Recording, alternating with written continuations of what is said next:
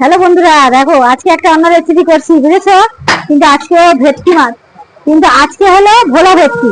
খেয়েছো ভোলা মাছ? সেই যে বড় বড় ভোলা মাছ হয় না, সেই ভোলা মাছের কিন্তু এটা কাঁটা, জানো? এই দেখো, বুঝতে পারছি কিনা আমি জানি না। আগের দিন ছিল পুকুরের ভেটকি, এটা কিন্তু ভোলা ভেটকি মানে ভোলা মাছ। এটা কিন্তু ভাজিনি, কাঁচা করব। এতে আমি মাখিয়েছি নুন, সর্ষের তেল, হলুদ, একটু গুঁড়ো লঙ্কা, আর কিন্তু একটু দিয়েছি জানো টক দই। এই দেখো টক দই মাখানো আছে, বুঝেছো?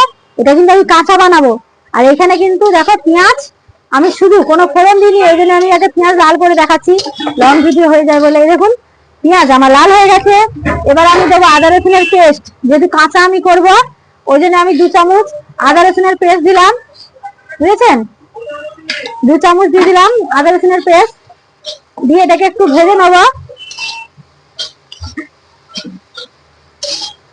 এটা কিন্তু কাঁচা হলেও কোনো গ্যাস থাকবে না, কিন্তু সমুদ্রের মাছ, এটা কিন্তু বরফেরই মাছ। এটা বড় বড় ভোলা মাছ, মানে একটা মাথাই হয়ে গেছে 3 কিলো।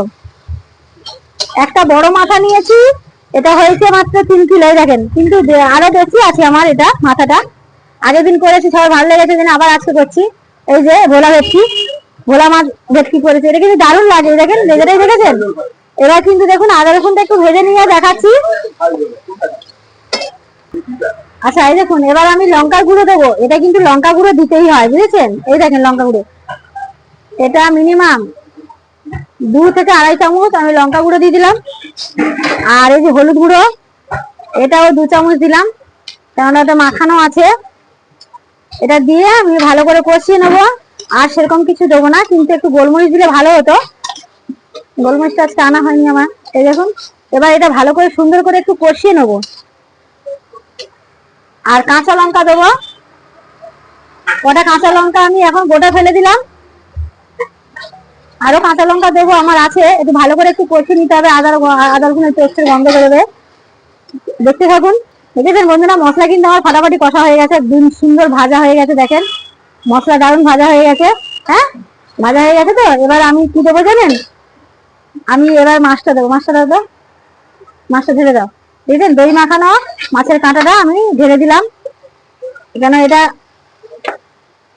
দই মাখিয়ে রেখেছি, দেখেছেন সাদা সাদা হয়ে আছে। এটা কিন্তু আমি এরকম করব, খেয়ে দেখবেন এরকম ফাটাফাটি লাগে, জানেন? আজকে আমি দোকানে আমার দোকানে আমি এরকম বানাচ্ছি। আপনারা কেমন বানান আমাকে দেখাবেন, আমি করার চেষ্টা করব। এটাও কিন্তু কষা কষাই হবে, আর এটা ব্যাপক লাগবে খেতে।